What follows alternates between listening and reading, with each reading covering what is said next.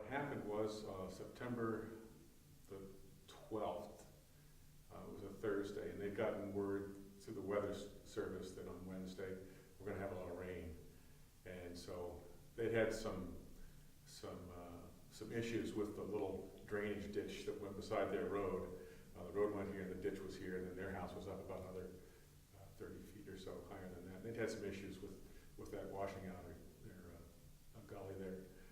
So they thought, well, we'll put our truck here and our car there and so forth, and we'll see what happens in the morning.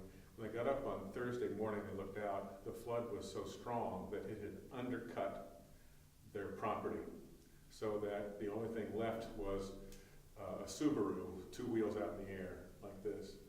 And they tried to pull the Subaru off with another Subaru that couldn't do it, and so they just watched that car go down the canyon, just washed right down the canyon. A little bit later, they saw that the floods were coming and kept undercutting the property. It took out a shed. It took out the kids' play gym on down. And then my daughter said there was this huge wall of debris and water, about 10 feet high, that came down the canyon above them and wiped out a lot of stuff. And then it redirected all the floodwaters more toward the top end of their property. And so it started eating away at the fence, and that another shed went down, and they started eating out their backyard. And they had to decide, well, what's going to happen? At that point, the utility poles had been washed down.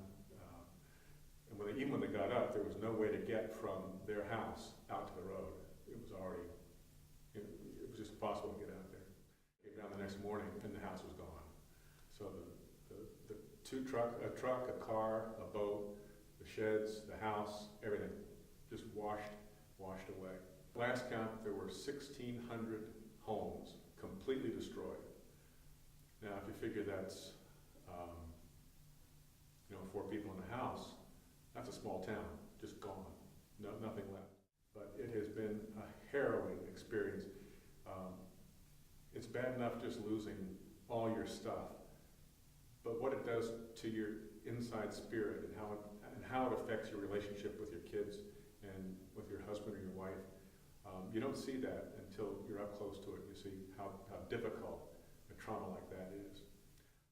Why does something like that happen to good people? And that's what everybody wonders. Why did something happen to good people, and why do good things happen to bad people? And the only thing I know is that good things happen to good people, and bad things happen to good people and bad people. That's just the way it is. I don't know why it's that way. I just know that our response is what's important. When we see people who are in need, it's our hope that everybody will respond, and that's what